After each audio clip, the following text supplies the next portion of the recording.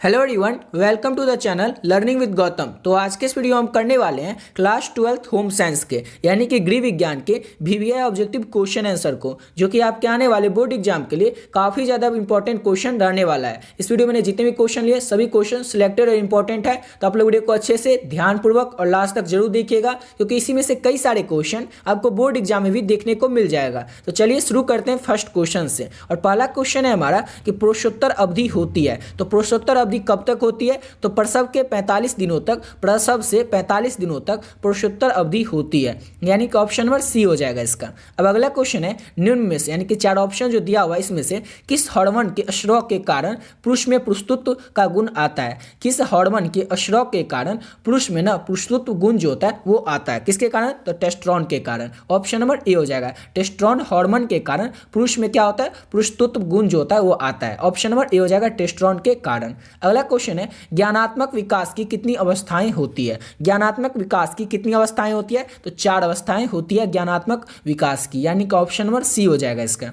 अब अगला क्वेश्चन है कि ORS पेय बनाने के लिए किसके साथ मिलाना चाहिए? यानी कि 4 ऑप्शन में से दूध, सूप और जूस, तीनों ऑप्शन में से ORS जब हम बनाएंगे तो किसके साथ मिलाएंगे ORS को? तो इनमें से किसी के साथ नहीं। क्यों? क्योंकि ORS के घोल को पानी के साथ मिलाते हैं, इसलिए ऑप्शन हो जाए इसका डी, कोई नहीं। अब अगला क्वेश्चन है हमारा, शिशु का सबसे उपयुक्त आहार कौन सा होता है? शिशु यानी कि जो छोटा बच्चा होता है उसका सबसे उपयुक्त, सबसे अच्छा आहार कौन सा होता है? तो माँ का दूध जो होता है ये शिशु के लिए सबसे उपयुक्त आहार होता है, यानी कि ऑप्शन नंबर सी हो जाएगा इसका। अब अगला क्वेश्चन है महिला प्रजनन तंत्र 4 ऑप्शन में से कौन सा है? इस 4 ऑप्शन में से महिला प्रजनन तंत्र कौन सा है? तो ऑप्शन नंबर डी हो जाएगा, इनमें से सभी। ये तीनों जो है ये महिला प्रजनन तंत्र है, यानी कि ऑप्शन नंबर डी हो जाएगा इसका। अब अगला क्वेश्चन है हमारा कि इनमें से कौन शुरू के दिनों में बच्चे की देखभाल के अंतर्गत आता है? 4 ऑप्शन में से आपको बताना है कि शुरू के दिनों में बच्चे की देखभाल के अंतर्गत कौन आता है। तो बच्चे को तो पहले गर्म रखना चाहिए, गर्भनाल की देखभाल करनी चाहिए, और बच्चे को सिर्फ शुरू के 45 दिनों पर, यानी कि कौन से शुरू के दिनों में बच्चे की देखभाल के अंतर्गत आता है, या फिर बच्चे के शुरू के बाद के 45 दिनों तक, समझ गए? तो सिर्फ बच्चे को माँ का दूध देना चाहिए, यानी उपयुक्त सभी, ये सभी जो है ये शुरुआत के दिनों में बच्चे को देखभाल इसी तरीके से करना चाहिए, इन तीनों तरीके से, यानी कि ऑप्शन में इसका डी हो जाएगा, इनमें से सभी या फिर उपयुक्त सभी। अब अगला क्वेश्चन है अंडे और शुक्राणु के संयोजन की प्रक्रिया को क्या कहते हैं? उसको कहते हैं निषेचन। ऑप्शन नंबर ए हो जाएगा, अंडे और शुक्राणु की संयोजन की प्रक्रिया को निषेचन कहते हैं।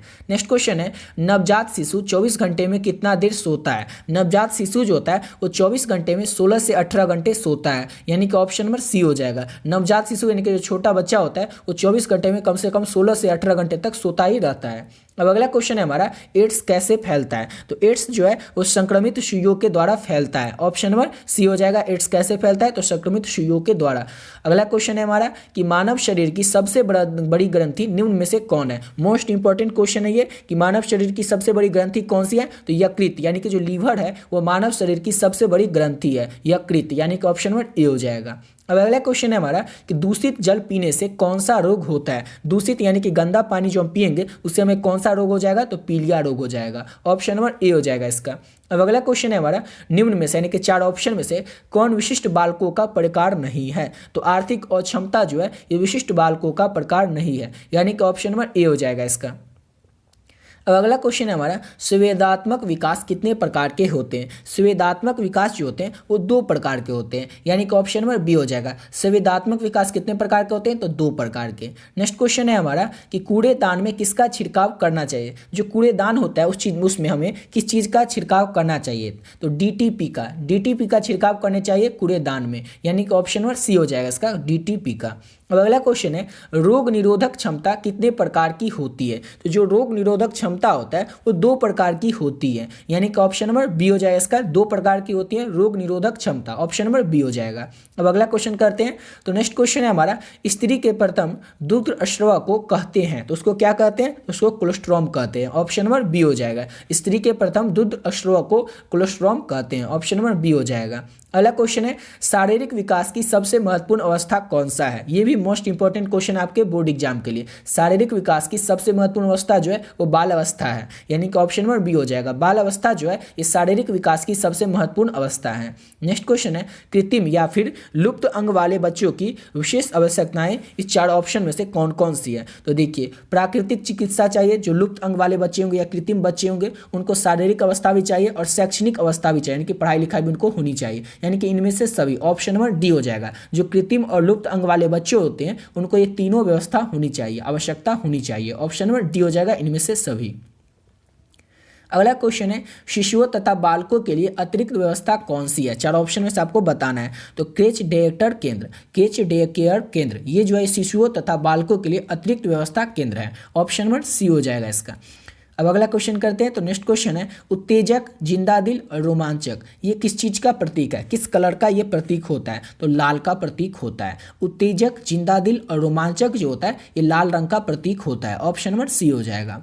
अगला क्वेश्चन है बच्चे की वैकल्पिक देखरेख की आवश्यकताएं होती है। तो बच्चे की जो वैकल्पिक देखरेख की आवश्यकताएं होती हैं उनके माता पिता की अनुपस्थिति में, जब माता पिता नहीं होंगे तो उनको वैकल्पिक देखरेख की आवश्यकता होगी बच्चे की, यानी कि ऑप्शन नंबर सी हो जाएगा माता पिता की अनुपस्थिति में। अगला क्वेश्चन है ICDS का मुख्य लक्ष्य है। ICDS का मुख्य लक्ष्य क्या है 4 ऑप्शन में से। तो कर्मचारी जो है ये मुख्य लक्ष्य है। ऑप्शन नंबर बी हो जाएगा।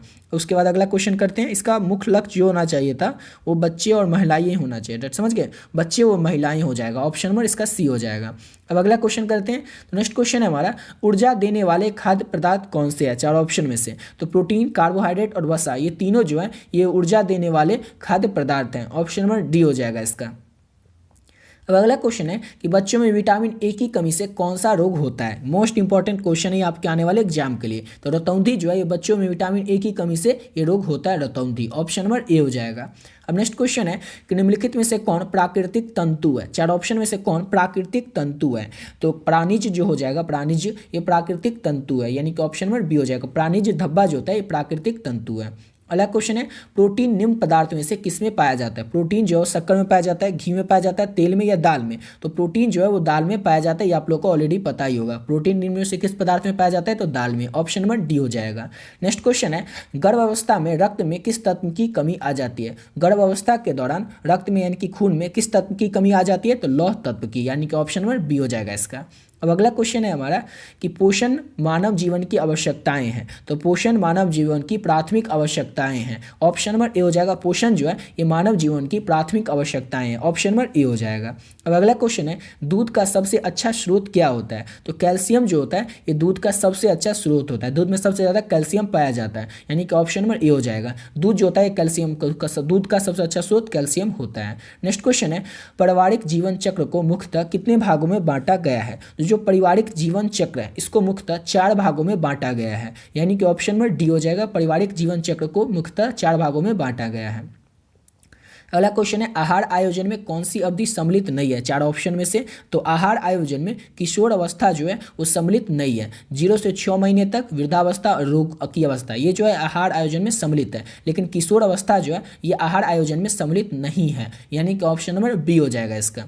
अब अगला क्वेश्चन है एक व्यक्ति के पानी की आवश्यकता निर्भर करती है। तो एक किसी व्यक्ति की या फिर एक व्यक्ति की जो पानी की आवश्यकताएं होती है किस पर निर्भर करती है, तो मौसम पर निर्भर करती है, खान पान की आदतों पर निर्भर करती है और क्रियात्मक पर भी निर्भर करती है, यानी कि ऑप्शन नंबर डी हो जाएगा इनमें से सभी।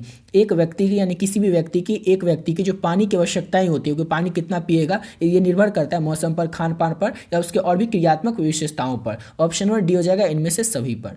नेक्स्ट क्वेश्चन है कि निम्न में से कौन सही नहीं है। 4 ऑप्शन में सबको बताना है। तो मल मूत्र पानी में अघुलनशील होता है, ये जो है ये सही नहीं है, यानी कि ऑप्शन नंबर ए हो जाएगा इसका।